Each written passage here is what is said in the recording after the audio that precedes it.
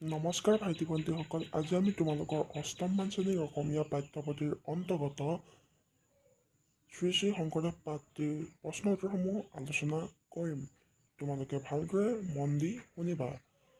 তোমালোকে যদি আমাৰ চেনেলটো ভিডিঅ'সমূহ চাই ভাল পাইছা তেনেহ'লে লাইক কৰিবা, কমেণ্ট কৰিবা, লগতে বন্ধুবৰ্গতে শ্বেয়াৰ কৰিবা আৰু ছাবস্ক্ৰাইব কৰিবলৈ নাপাহৰিবা।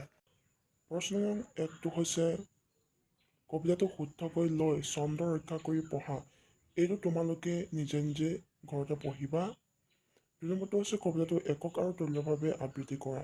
এইটো তোমালোকে ঘৰত বা স্কুলত নিজে নিজে কৰিবা। ৩ নম্বৰ প্ৰশ্নটো হৈছে কবিয়ে ধ্যানমগ্ন যোগী বুলি কাক কৈছে? উত্তৰ: কবিয়ে ধ্যানমগ্ন যোগী বুলি মহাপুৰুষ শ্ৰী শ্ৰী শংকৰদেৱক কৈছে। খ নম্বৰ প্ৰশ্ন হৈছে কবিয়ে কিহেৰে ভূমি পবিত্ৰ কৰাৰ কথা কৈছে? উত্তৰ: কবিয়ে ধ্যানমগ্ন যোগী অৰ্থাৎ মহাপুৰুষ শ্ৰী শ্ৰী শংকৰদেৱৰ পুণ্য কিৰণেৰে ভূমি পবিত্ৰ কৰাৰ কথা কৈছে। গ. কবিৰ কাণত কি বজোৱাৰ কথা কৈছে? উত্তৰ: কবিৰ কাণত বীণা বজোৱাৰ কথা কৈছে। ঘ. মৰতত কোনে কিহৰ বাতৰি আনি দিলে? উত্তৰ: মৰতত ধ্যানমগ্ন যোগীৰূপী মহাপুৰুষ শ্ৰী শ্ৰী শংকৰদেৱে স্বৰ্গৰ বাতৰি আনি দিলে। ঙ. কবিতাটোত অসমৰ ঘৰে ঘৰে কি বাজি উঠাৰ কথা কোৱা হৈছে? উত্তৰ: ধ্যানমগ্ন যোগীয়ে কোনোবা কবিৰ কাণত নিৰলে বজোৱা বীণাৰ মুৰু ঝংকাৰৰ সুৰ আজিও অসমৰ ঘৰে ঘৰে বাজি উঠা কথা কৈছে। ৪ নম্বৰ প্ৰশ্নটো হৈছে কবিতাটোৰ মূল কথাখিনি গদ্যৰে লিখা। উত্তৰ: মহাপুৰুষ শ্ৰী শ্ৰী শংকৰদেৱক কবিতাটোত ধ্যানমগ্ন যোগী বুলি আখ্যা দিছে। তেওঁ অসমৰ জাতীয় জীৱনক সাহিত্য, সংস্কৃতি, ধৰ্ম, সভ্যতাৰ এক গৌৰৱময় স্তৰত উপনীত কৰাইছে। তেওঁৰ দান অসমীয়া জাতিলৈ অতুলনীয় আৰু অপৰিমেয়। তেওঁ যে স্বৰ্গৰ পৰা বোৱাই আনিলে ভক্তি, সুধ, ধৰ্ম, জ্ঞান। তেওঁ বিভিন্ন গ্ৰন্থ ৰচনা কৰি অসমক ভাষা দিলে, অসমৰ অস্তিত্ব ৰক্ষা কৰি জীৱন দান দিলে, অসমৰ বিভ্ৰান্ত তথা বিশৃংখল সমাজ জীৱনক ৰীতি-নীতি সদাচাৰ, অসমৰ ব্যৱহাৰ ধৰ্মভাৱ, গীত-পদ, সাহিত্য, সংস্কৃতি দান দি এক পৰীশীল অসমীয়া জীৱনবোধ জগাই তুলি বেদ উপনিষদ শাস্ত্ৰ ভাগৱত মথি অসমীয়া লোকক অমৃত পিয়ালে। তেওঁ আছিল মহাজ্ঞানী, মহাভক্ত, কৰ্মবীৰ আৰু অসমৰ ৰত্ন। তেওঁৰ কাৰণেই আজি অসমীয়া জাতিয়ে নিজকে জগতত চিনাকি দিব পাৰিছে। ৫ নম্বৰ প্ৰশ্ন হৈছে তলত আঁচ টনা শব্দবোৰৰ অৰ্থ সোঁফালৰ বন্ধনীৰ ভিতৰত দিয়া আছে, সেইবোৰৰ শুদ্ধ অৰ্থ বাছি উলিয়াই লিখা। ক. কোনটোৰ অতীতৰ ধ্যানমগ্ন যোগী তুমি? উত্তৰ: তন্ময়। খ. গোটেই অসমভূমি বিস্তৃত জীৱনী যাৰ। উত্তৰ: বিয়পি পৰা। গ. তোমাৰ গৰিমা গীতি হৃদয়ে হৃদয়ে বাজে। উত্তৰ: যশস্যা। ঘ. স্বৰ্গৰ বাতৰি আনি দিলে দেৱ মৰতত। উত্তৰ: পৃথিৱী। ৬ নম্বৰ প্ৰশ্নটো হৈছে বাক্য ৰচনা কৰা। উত্তৰ: পবিত্ৰ। মহাপুৰুষ শ্ৰী শ্ৰী শংকৰদেৱৰ যত্নতেই অসম পবিত্ৰ ভূমিত পৰিণত হ'ল। ২. কৰ্মবীৰ। মহাপুৰুষজনাৰ অসমৰ সাহিত্য, সংস্কৃতি, ধৰ্ম, ভাষা আদিত আগবঢ়োৱা মহান কৰ্মৰাজিৰ বাবেই তেওঁক কৰ্মবীৰ বোলা হয়। সদাচাৰ। বিশৃংখল অসমীয়া জাতিক সদাচাৰ শিক্ষা দি মহাপুৰুষ শংকৰদেৱে জাতিটোক উদ্ধাৰ কৰিছিল। ৰীতি-নীতি। মহাপুৰুষজনাই অসমীয়া জাতিকে ধৰ্মীয় আচাৰ ৰীতি-নীতিৰ শিক্ষা দিছিল। মৰত। মহাপুৰুষজনাই সাগৰৰ পৰা যেন এই মৰতলৈ ভক্তি ধাৰা বোৱাই আনিছিল।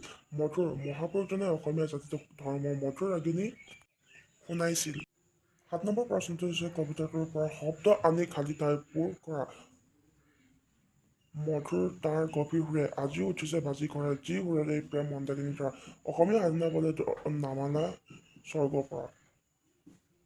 উত্তৰ: মধুৰ ঝংকাৰ তাৰ গভীৰ উদাৰ সুৰে আজিও উঠিছে বাজি অসমৰ ঘৰে, যি বীণাৰ সুৰেৰে এই প্ৰেম মন্দাকিনী ধাৰা। অসমীয়া সাধনা বলে নমালা স্বৰ্গৰ পৰা। ৮ নম্বৰ প্ৰশ্নটো হৈছে প্ৰসংগ সংবলিত আকাৰে ব্যাখ্যা কৰা। ক. নিৰলে বজাই বীণা কোন কবি কাননত? স্বৰ্গৰ বাতৰি আনি দিলি কি দেৱ মৰতত? উত্তৰ: উদ্ধৃত কবিতাফাঁকি কবি যতীন্দ্ৰনাথ দুৱৰাদেৱে ৰচিত শ্ৰী শ্ৰী শংকৰদেৱ নামৰ কবিতাটিৰ অন্তৰ্গত। মহাপুৰুষ শ্ৰী শ্ৰী শংকৰদেৱে নিৰলে একান্ত মনেৰে পদপুথি ৰচি কিদৰে অসমীয়া ভাষা, সাহিত্য, সংস্কৃতিৰ অভূতপূৰ্ব উন্নতি সাধন কৰিলে তাকে প্ৰকাশ কৰিবলৈ যাওঁতে কবিতাটোত এনেদৰে উল্লেখ কৰিছে। মহাপুৰুষজনাই একান্তভাৱে পদ-পুথি ৰচি ভক্তিৰ ধাৰা বোৱাই অসমীয়া মানুহক ধৰ্ম, ভাষা, কৃষ্টি, সংস্কৃতিৰ শিক্ষা দি অসমৰ বিভ্ৰান্ত তথা বিশৃংখল সমাজ জীৱনৰ ধ্যানথিত লগাবলৈ যত্ন কৰিছিল আৰু তাত সফলতা হৈছিল। তেওঁ যেন সৰগৰ পৰা অমৃতৰ ধাৰা বৈ আনি অসমবোৰ পবিত্ৰ কৰি তুলিছিল। এই অমৃত পান কৰি অৰ্থাৎ তেওঁ এইবোৰ শিক্ষা লাভ কৰি ভাৰতীয় জীৱনশৈলীত তথা বিশ্ববাসীৰ মাজত অসমীয়াই আজি নিজৰ স্থিতিক লৈ গৌৰৱ কৰিব পাৰিছে। খ নম্বৰ প্ৰশ্নটো হৈছে তোমাৰ জীৱনী দেৱ লিখে এনে সাহিত্য কৰ গোটেই অসমবোৰ বিস্তৃত জীৱনী যাৰ।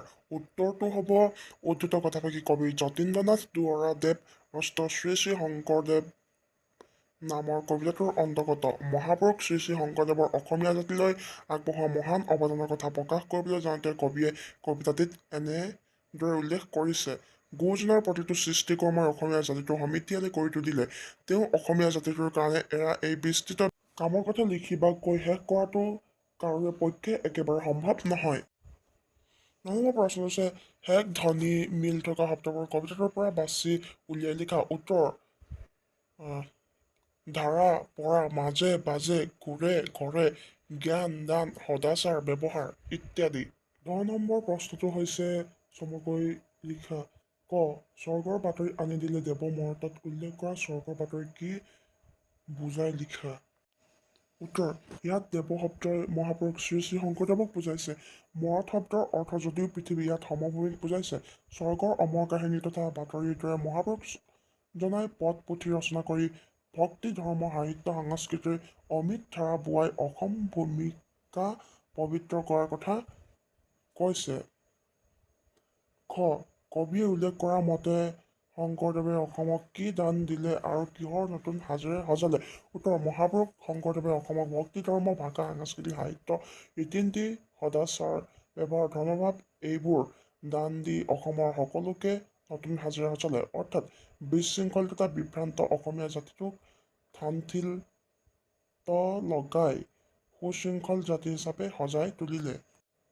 গ কত যতনেৰে দেৱ গাঁঠিলা মালা ধৰি ইয়াত কোনে কি মালা গথাৰ কথা কৈছে বুজাই লিখা। উত্তৰ বেদ উপনিবেশ আদি শাস্ত্ৰৰ পৰা বিভিন্ন ধৰ্মীয় তথা ভক্তিমূলক কাহিনী তত্ত্বমূলক কথা বাছি বাছি আনি মহাপুৰুষ শ্ৰী শ্ৰী শংকৰদেৱে অতি যতনেৰে অসংখ্য পদ পুথি ৰচনা কৰে।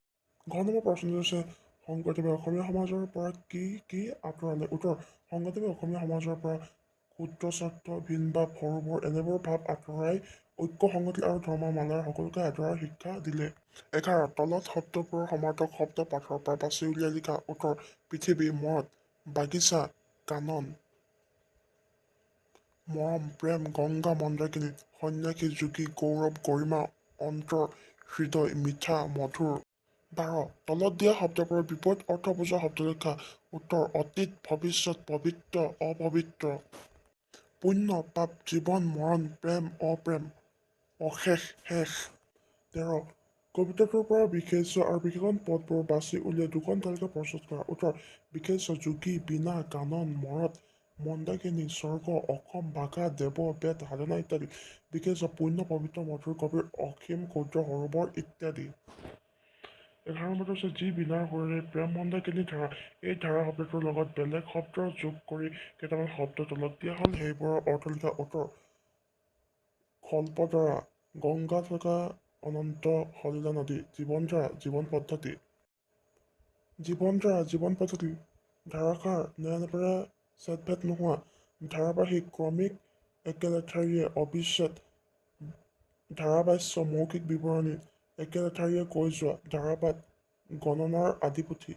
১৫ নম্বৰটো হৈছে এটা শব্দত প্ৰকাশ কৰা। কেৱল এজন দেৱতাৰ ওচৰত শৰণ লোৱা একেশ্বৰবাদী বিষ্ণুক ভক্তি কৰে যি বিষ্ণুভক্ত বৈষ্ণৱ। একে গুৰু শিষ্য সতীৰ্থক হৰিভকত পিতৃ মাতৃহীন সন্তান অনাথ সত্ৰ সম্বন্ধীয় সত্ৰীয়া। ১৬ তলত দিয়া জৰুৰীয়া শব্দকেইটাৰ বাক্য সাজা। উত্তৰ জয় জয় ল'ৰাজন চাকৰিত সোমোৱাৰ পৰা তাৰ ঘৰুৱা অৱস্থা জয় জয় ময় ময় হৈ পৰিছে। কোন কোন কোন কোন ইয়ালৈ আহিছিল ক'ব পাৰিবানে। গ নিজে নিজে আনৰ ওপৰত নিৰ্ভৰ নকৰি নিজে নিজে কাম কৰিব লাগে। ঘ দলে দলে উৎসৱলৈ দলে দলে মানুহবোৰ আহিছে। ঙ পাছে পাছে হাতীয়ে পাছে পাছে ধান খাব পাৰে। আজিলৈ ভিডিঅ'টো ইমানতে সামৰণি মাৰিছোঁ। ধন্যবাদ।